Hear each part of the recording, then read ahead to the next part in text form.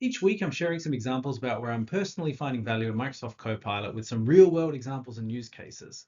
Um, Really simple one this week, but it was an absolute lifesaver. I needed to create a document, a list of all my speaking engagement history in Excel so it could be sorted and filtered. I currently keep track of all my speaking engagements, but in Sessionize, and this is just a rolling text list. So I'm really glad I had my background, but if I wanted to get this into Excel, I'd have to manually copy and paste this piece by piece. The date, the location, the abstract, they're all in different places. It would take me forever.